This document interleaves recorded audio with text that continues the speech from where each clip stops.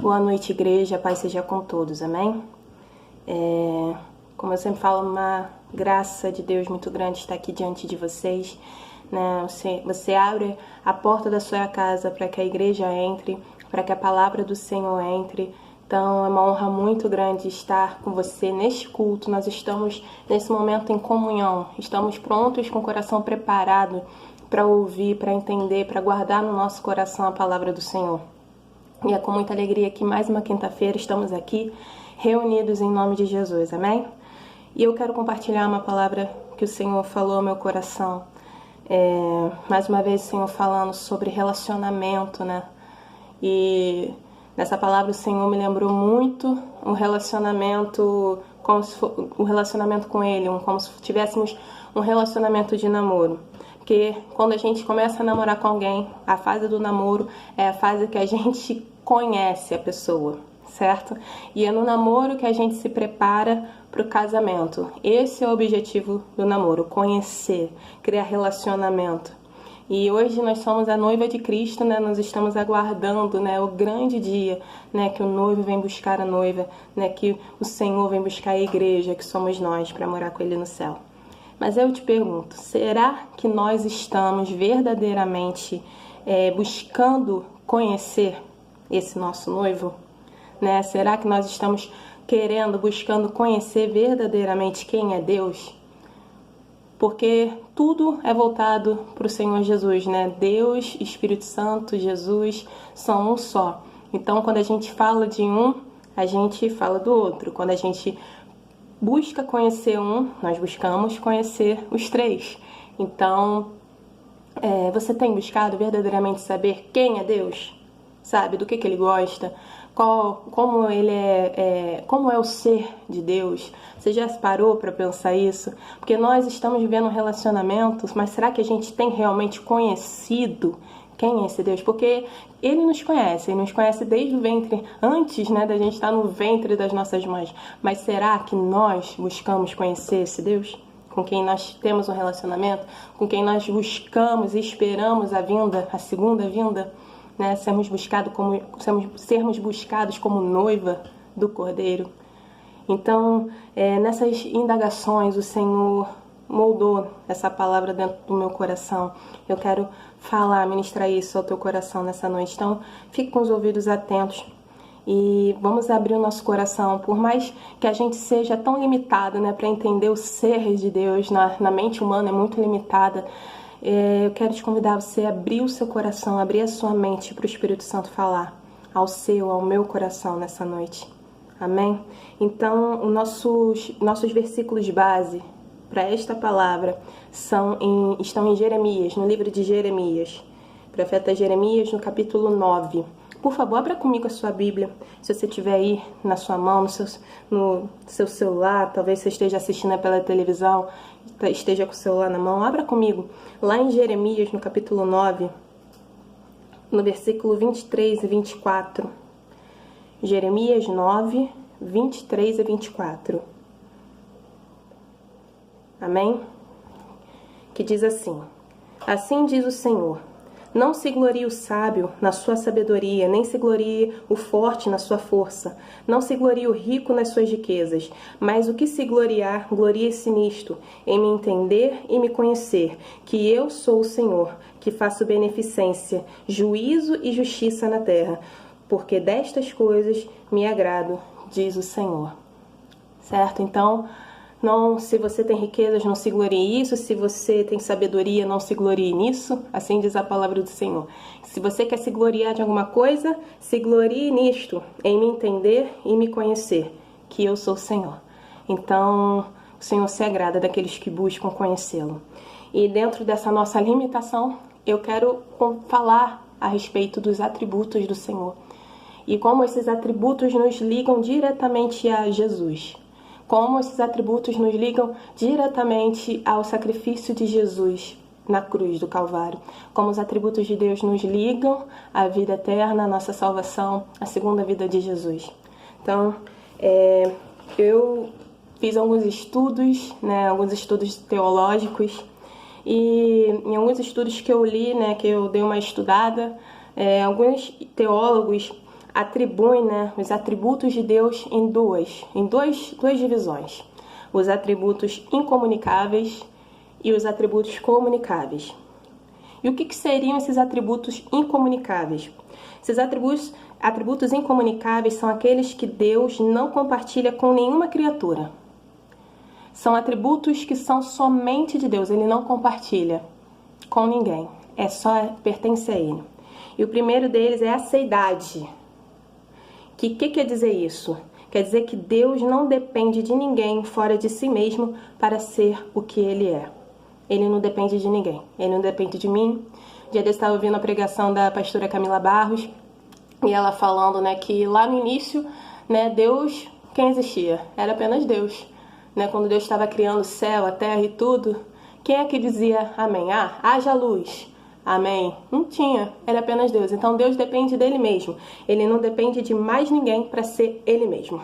Será que a gente pode entender isso? Eternidade. Deus sempre existiu e está acima de qualquer limitação de tempo.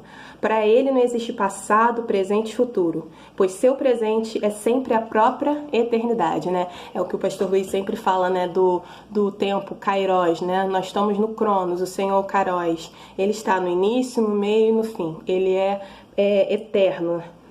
E a terceira característica incomunicável, que apenas Deus é. Ele é único, né? A unicidade.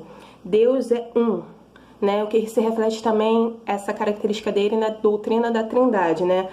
Onde tem Pai, Filho, Espírito Santo, eles são um só.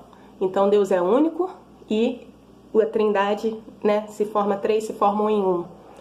Uma quarta característica, um quarto atributo incomunicável de Deus, ele é imutável. Deus não muda jamais, ele é mesmo ontem, hoje e será eternamente. Ele é imutável, ele não pode mudar, ele não muda, né? Quem não pode, ele não muda, ele é o mesmo ontem, hoje e será eternamente. Infinitude, né? Deus é infinito em seu ser e não sofre qualquer tipo de limitação. Nada pode limitar o ser de Deus, nada pode limitar a infinitude de Deus, nada pode barrar isso, nada pode impedir isso. Ele é infinito em seu ser. Esses três vocês com certeza já conhecem, né? Onipresença, onisciência, onipotência. Deus é onipresente, então Ele está em toda parte e com toda a plenitude do seu ser. Entende? Ele não está só metade aqui, metade da mente ali, outra metade em outro lugar, não. Ele é pleno em seu ser em todo lugar. Ele está presente em todo lugar com a plenitude do seu ser. Próxima, né, que eu tinha falado, onisciência, né? Deus conhece todas as coisas de modo completo e absoluto. Ele não precisa pedir nenhuma informação e também não possui dúvidas. Deus não tem dúvidas de nada. Deus não erra e Deus não tem dúvida de nada. Ele não precisa pedir autorização, ele não precisa pedir informação, ele é onisciente, ele conhece tudo. E onipotência, Deus tem poder ilimitado. Deus tem poder ilimitado sobre tudo e sobre todas as coisas. Ele não é limitado em seu poder. E soberania, Deus controla todas as coisas, né? Ele é soberano, ele controla tudo, ele rege todas as coisas. Então esses são os atributos incomunicáveis de Deus, né? São 9 atributos incomunicáveis. Aceidade, eternidade, unicidade, mutalidade, finitude, onipresença, onisciência, onipotência e soberania.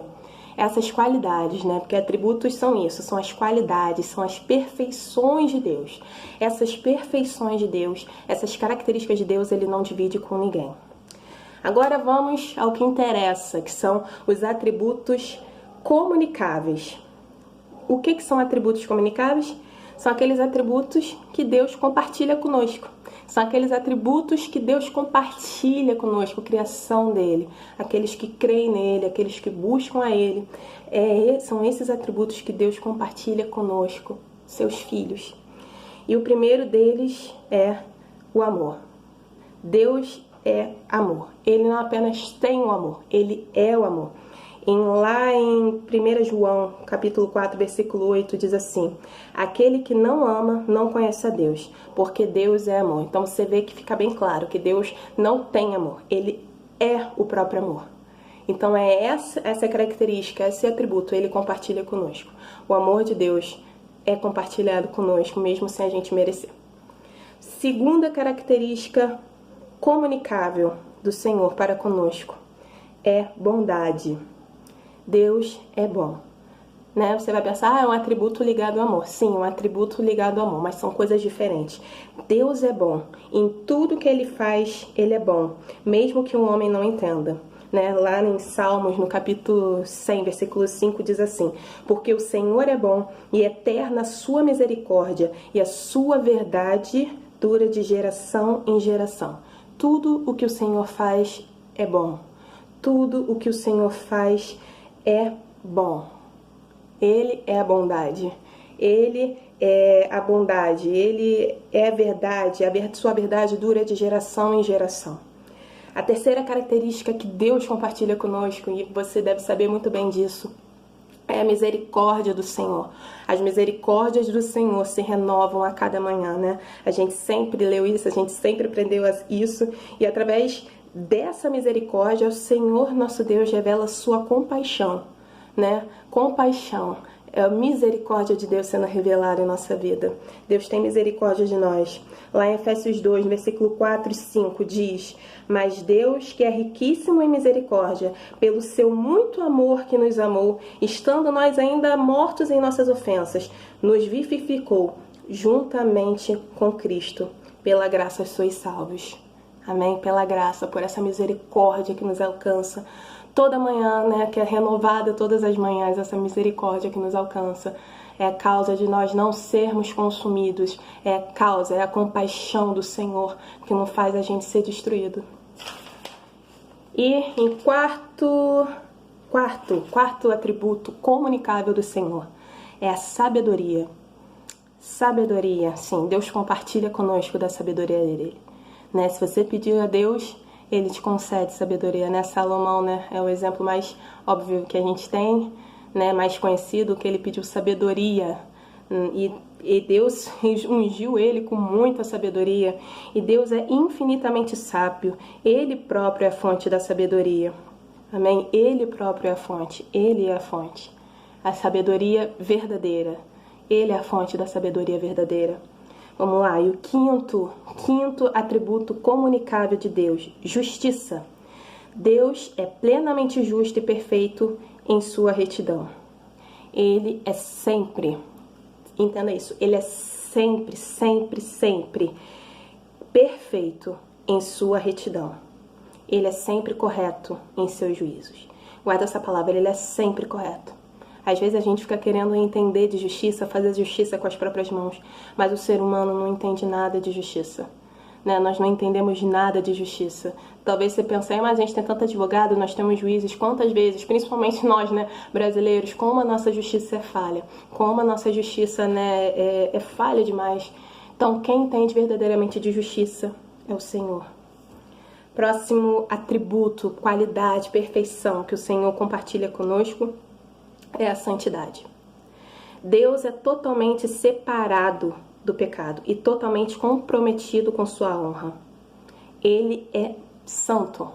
Por isso que quando houve lá o pecado, né, o pecado original de Adão e Eva, né, o véu do templo, né, foi colocado, a separação entre o homem e Deus ocorreu, porque Deus não pode se misturar, Deus não está onde não há santidade. Por isso que a palavra diz que sem santidade ninguém verá a Deus. Sem santidade, se você não busca santidade para a sua vida, você está, querido, num erro muito grande, porque sem santidade ninguém verá a Deus. Sem santidade ninguém verá a Deus. Por isso que hoje veio a separação, né, do homem de Deus. Por isso que por longos tempos, né, durante todo o Antigo Testamento, o homem precisava de um sacerdote, precisava, né, sacrificar, derramar sangue, né, para que os pecados fossem expiados, porque havia essa divisão. O homem não tinha livre acesso a Deus como nós temos hoje. Podemos fechar os nossos olhos agora e orar. Por isso, por causa do pecado original. A próxima atributo, né, a próxima qualidade comunicável do Senhor para conosco é veracidade. A verdade. Deus e tudo que provém dele é necessariamente verdadeiro, e ele nunca fará nada que afronte a sua própria natureza ou contradiga a sua palavra. Deus nunca vai se contradizer. Deus nunca vai mudar o que Ele verdadeiramente é. Se Deus é santo, se Deus é justo, Ele vai permanecer santo e justo.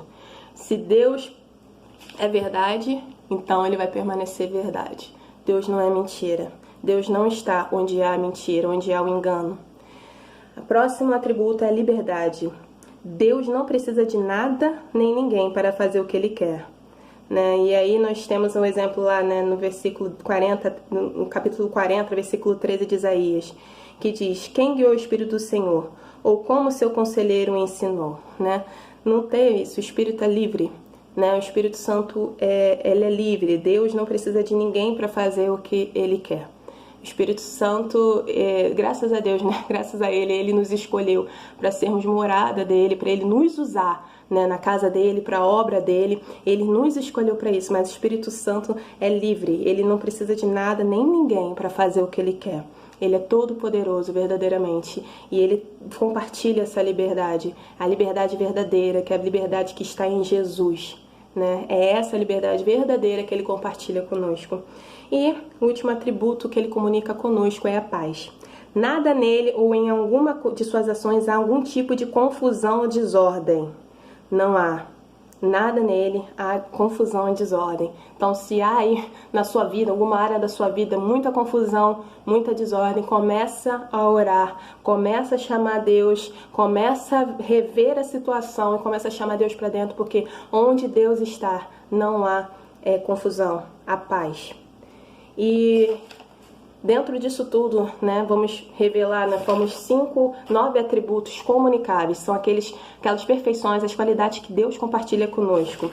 São elas: o amor, a bondade, a misericórdia, a sabedoria, a justiça, a santidade, veracidade, liberdade e a paz. Aí eu sempre pergunto: mas onde é que você quer chegar falando isso tudo? Bem, querido, tudo aponta para Jesus, né? A Bíblia toda aponta para Jesus. E quando a gente fala de Jesus, a gente fala de Deus, a gente fala do Espírito Santo, porque como nós lemos lá na característica da unicidade, né, o atributo incomunicável de Deus, 3 se formam em um. E dentro disso eu estava assistindo um dia desses uma pregação do pastor Paul Washer, é um pastor americano muito, muito conhecido, né? As pregações dele são maravilhosas. Se você quiser, depois assiste no YouTube, tem muita pregação dele traduzida. E ele disse uma vez que um atributo, né? Ele não usou essa palavra atributo, usou uma qualidade, uma característica de Deus que poderia significar o nosso fim, é que Deus é bom. Aí eu fiquei pensando: nossa, mas por que o fato de Deus ser bom, essa qualidade de Deus seria o nosso fim? Por quê? Porque a natureza do homem é má. E se você pegar todos os atributos de Deus, tudo que Ele é, indica para a nossa condenação. Né? A maioria. Vamos dizer assim: Deus é justo. Então por que, né? Por que Deus escolheu se relacionar conosco? Deus é santo. Então por que Ele se relaciona conosco, que somos tão perversos? O ser humano é perverso. O ser humano, sabe, toda a criação clama por nossa condenação, porque nós não somos bons. A nossa natureza é má, sabe? Eu digo, toda a natureza realmente clama por nossa condenação, porque nós destruímos um ao outro. Né? O homem mata o homem destrói a natureza, o homem destrói os animais. Quantos animais aí já entraram em extinção? Quantas coisas o ser humano destrói? A nossa natureza não é boa. A nossa natureza, né, não é santa. Então por que Deus escolheu ter um relacionamento conosco? Como é que Deus tem hoje um relacionamento conosco? Porque o atributo de Deus que diz que Ele é santo, quer dizer que Ele não tem relacionamento com nada que é impuro, que nada que é pecaminoso. Então por que Deus escolheu ter um relacionamento conosco? Eu acho que a gente merecia tudo para ser destruído, tudo para ser aniquilado. Tudo. A nossa natureza é muito pecaminosa. A gente não merecia essa misericórdia. A gente não merecia essa graça. A gente não merecia nada disso, nada desses atributos comunicáveis que o Senhor tem para conosco. A gente não merecia. E mais uma coisa, Deus é justo. Então o que Ele faz conosco? Né? Porque se Ele simplesmente nos perdoa, Se a gente que peca tanto, se a gente que erra tanto, se ele simplesmente nos perdoa, então ele estaria indo contra a palavra dele de que ele é justo. Porque a gente deveria ser condenado. Acredite nisso, querido, a gente deveria ser condenado. Nós somos muito pecaminosos, a nossa natureza é pecaminosa. Então por que isso não acontece nas nossas vidas? Sabe, por que o Senhor nos escolheu, mesmo a gente sendo tão errado? Porque Ele nos amou. É simples. Você pensa, mano, mas eu já sabia porque eu sabia que Deus me ama. Mas, sabe, o amor de Deus se tornou homem e veio à Terra. Esse é o amor de Deus encarnado, Jesus. Ele é o amor de Deus encarnado. Ele é o amor. E Deus se tornou homem e veio à Terra e viveu como homem, né, com toda a perfeição que ele poderia ter tido. E como homem, ele foi levado até uma cruz para morrer em nosso lugar, para levar sobre si os nossos pecados, né, e toda a nossa maledicência, tudo aquilo de ruim que a gente é, tudo aquilo de ruim que a gente levou e toda a punição que deveria ser nossa, ele levou sobre si. Ele levou sobre os ombros dele. E aí, quando ele morreu naquela cruz, a justiça de Deus foi saciada. A justiça de Deus foi, sabe, a medida exata para satisfazer a justiça de Deus foi lançada sobre Jesus. A medida exata para que a ira de Deus fosse, sabe, acabada, a justiça de Deus fosse cumprida, foi sobre os ombros, foi a cabeça, foi sobre o corpo de Jesus. Sabe, queridos, e a partir daquele momento, o véu do templo se rasgou. A partir daquele momento, por causa daquele amor em forma de homem, por causa daquele amor em forma, o próprio Deus, em forma de homem, tomou sobre si as nossas dores, mesmo sem a gente não merecer. Porque, como eu disse, a gente é muito ruim. Nós não somos bonzinhos, nosso coração é pecaminoso, nossa mente é pecaminosa. Sabe, a gente não é justo. A gente, sabe, desde o pecado original, o homem pecou e mesmo assim,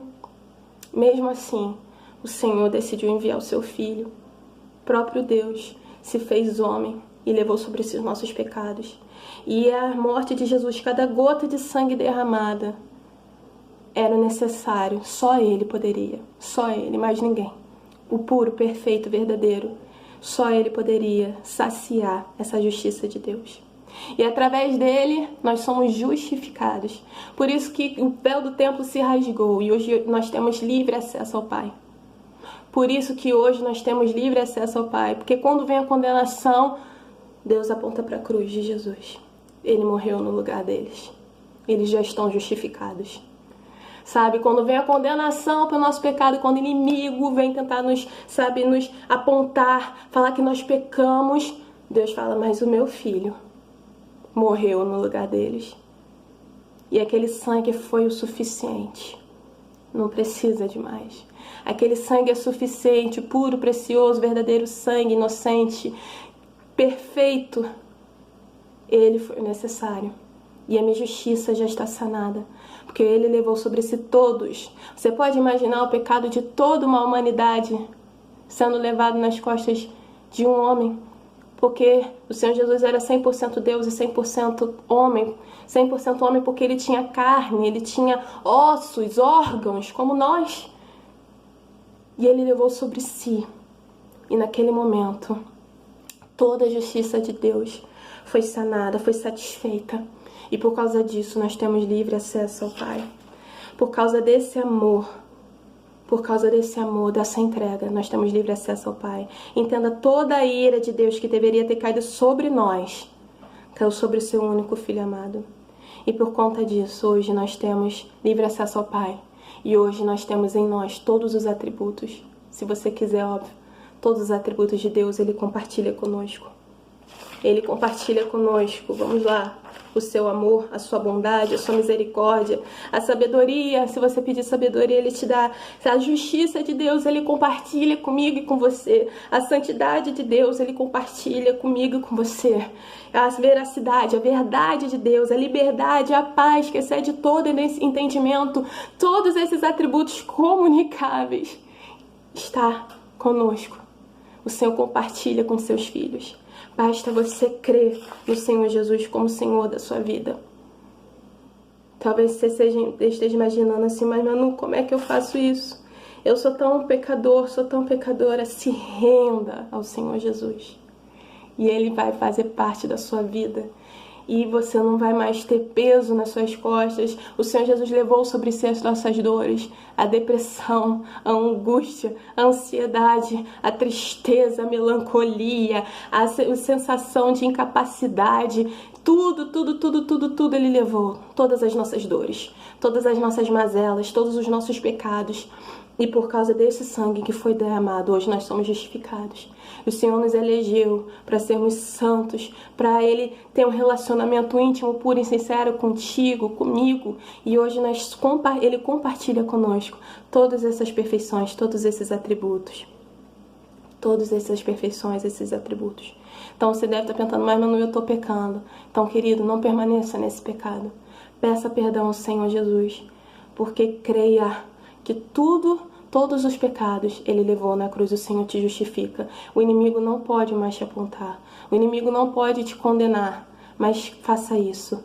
Peça perdão e não peques mais, porque o Senhor quer que você viva em santidade. Por que Ele quer que você viva em santidade? Porque naquele grande dia Ele quer te chamar pelo nome e quer ter um relacionamento face a face com você. No grande dia da segunda volta de Jesus, Ele quer te chamar pelo nome. E nós devemos ser santos, porque nós estaremos diante do Pai. Nós seremos levados para a Nova Jerusalém e só verá a Deus quem estiver em santidade. Lembra? Sem santificação ninguém verá a Deus. Então é isso. Nesse momento, talvez você esteja se sentindo aí pecador. Talvez você esteja se sentindo aí longe de Jesus. Mas Ele te chama pelo nome nesta hora. Ele te chama, Ele se diz, filho, eu morri por você.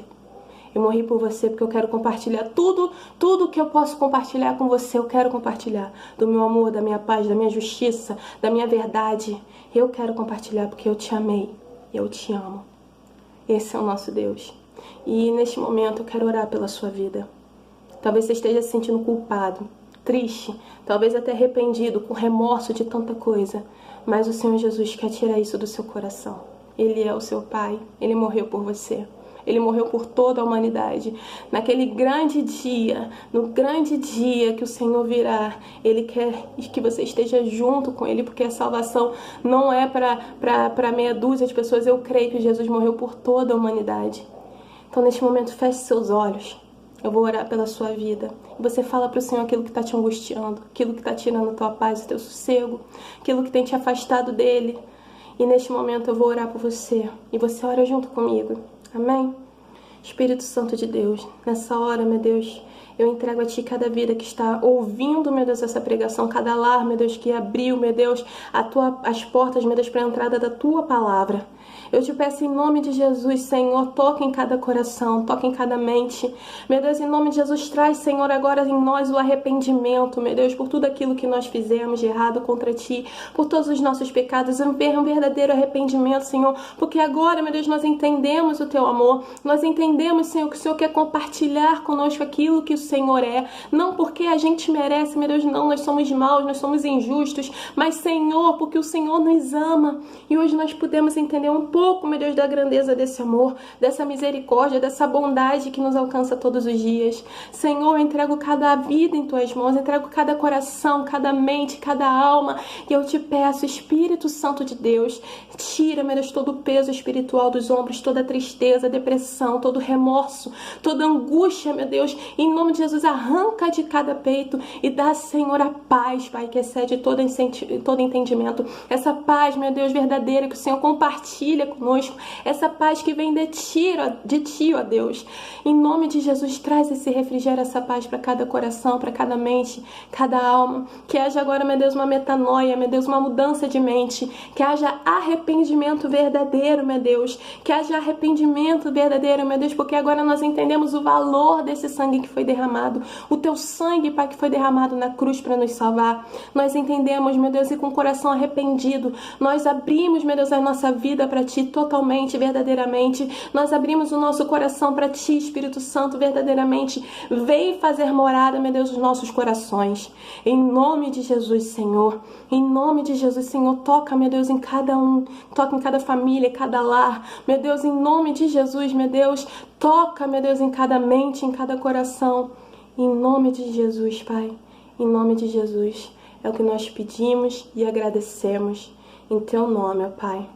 Amém e amém. Que essa palavra toque o seu coração. Que o verdadeiro arrependimento, que é o arrependimento que não vem só com palavras, mas que vem verdadeiramente com mudança de vida. Assim como Paulo se arrependeu. Antes ele era perseguidor de cristãos. Depois do arrependimento verdadeiro, do encontro verdadeiro com Jesus, ele se tornou ganhador de almas para Jesus, para o reino de Deus. Então arrependimento é isso. Não apenas deixar de fazer aquilo que fazia de errado, mas fazer o contrário.